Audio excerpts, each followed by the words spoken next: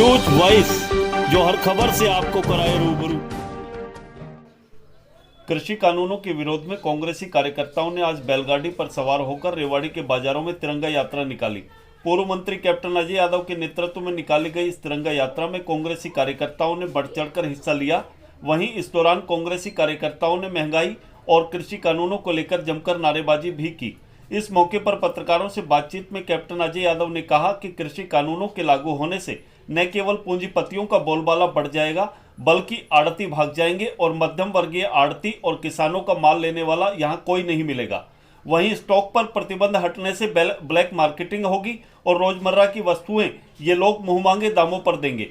उन्होंने कहा कि देश को आज़ाद कराने में कांग्रेस पार्टी और हमारे पूर्व स्वतंत्रता सेनानियों का अहम योगदान रहा है, जिन्होंने तिरंगे पर चार चांद लगाने का काम किया।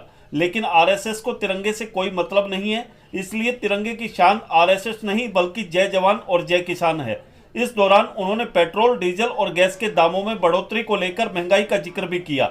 वहीं अडानी और अंबानी का जिक्र करते हुए उन्होंने हम दो हमारे दो को राहुल गांधी का नारा बताया तथा किसानों द्वारा रेल रोको आंदोलन को लेकर पूछे गए सवाल के जवाब में कैप्टन अजय यादव ने कहा कि ये किसानों के आह्वान पर होने वाला आंदोलन है। इस आंदोलन में कांग्रेस पार्टी किसानों के साथ खड़ी है।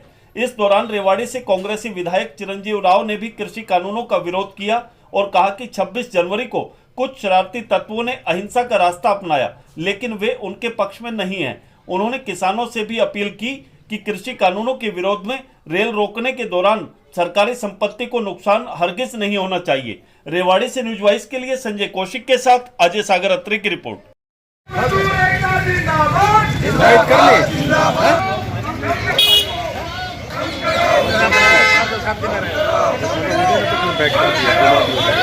देखिए, तिरंगा यात्रा जो तीनों काले कृषि कानून हैं उसके विरोध में और ये बताने के लिए कि देश को आज़ाद करने वाली अगर कोई पार्टी है तो कांग्रेस पार्टी है। इस तिरंगे झंडे की शान, इस पे चार चांद लगाने का अगर किसी ने कार्य किया तो कांग्रेस के जो हमारे भूतपूर्व स्वतंत्र सेनानी थे उनकी बदौलत हमारा देश आज़ाद हुआ था। ये जो आरएसएस वाले हैं, इन्होंने कभी भी तिरंगा झंडा नहीं फहराया, इन्होंने हमेशा भगवा फहराया है और इनको तिरंगे से कोई लेना देना नहीं है।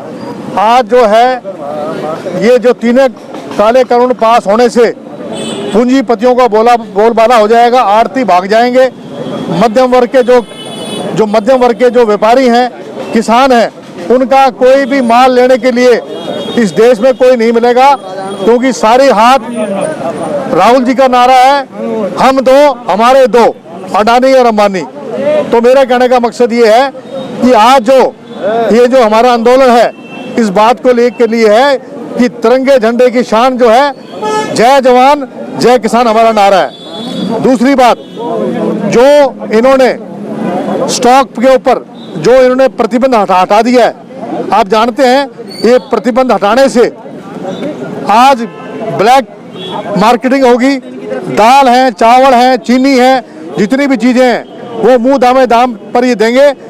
3 साल तक ये किसानों को अनाज देंगे, आड़ती भाग जाएंगे। फिर हमारे किसानों के पास कोई आड़ती नहीं मिलेगा, केवल पूंजीपति जो है अपने मनमाने उस दाम लेंगे। और तीसरी बात, कॉन्ट्रैक्ट जो फार्मिंग है इसके हम विरोध में है, क्योंकि न्यायालय में जाने का रास्ते बंद कर दिए हैं। डीजल और पेट्रोल और गैस का सिलेंडर 810 रुपये हो गया, डीजल 100, पेट्रोल 100 रुपये हो गया और 85-86 रुपये आपका डीजल हो गया। जहां तक रेल रोको का है, ये किसानों का के आह्वान पे है, हम उनका समर्थन करते हैं। ये आप हमारे जो किसान नेताओं से पूछिए ना, उनका आह्वान है और हम उसका समर्थन करते हैं। आप जानते हैं कि ब्लॉक स्तर के ऊपर हमारे अभी पिछले दिनों के अंदर कार्यक्रम हुए थे किसान आंदोलन के, और उसी के तर्ज के ऊपर आज हम लोगों ने ये तिरंगा यात्रा आज हमारे जिला स्तरीय करी है। इसका मुख्य रूप से कारण यही है कि आज किसान के अंदर भारी रोष है, शहरवासियों के अंदर रोष है, चाहे किसान आंदोलन की बात हो, चाहे महंगाई जो पूरे प्रदेश के अंदर बढ़ रही है, देश के अंदर बढ़ रही है, पेट्रोल डीजल के दाम बढ़ रहे हैं। आप देखिए आज जनता पूरी तरह से त्रस्त है, तो उसके विरोध के अंदर आज हम लोगों ने तिरंगा यात्रा यहाँ पर निकाली। बात यह है कि कोई भी अगर विरोध के स्वर अगर कहीं भी होते हैं तो उसका विरोध करने का काम आज ये सरकार उसको अपने रूप में लेती है। तो मुझे कहीं ना कहीं लगता है एक स्वतंत्र देश के अंदर हर व्यक्ति आजाद है अपनी बात रखने को, तो मुझे लगता है सबको आवाज दबाने का काम जो ये सरकार कर रही है ये बहुत गलत है। रेल रोकने की बात पे मैं तो यही कहूंगा कि सरकारी संपत्ति को कोई नुकसान हमें लगता है कि नहीं पहुंचाना चाहिए। 26 जनवरी के अंदर जिन लोगों ने, उपद्रवी लोगों ने जो विरोध वहां पर किया, उसका मैं भी कहता हूं वो चीजें गलत हुई, पर आप देखिए कि 99% जो किसान थे उन्होंने अच्छी तरह से बहुत अहिंसावादी तरीके से विरोध किया। ऐसे विरोध का मुझे लगता है हम उसकी साथ देते हैं।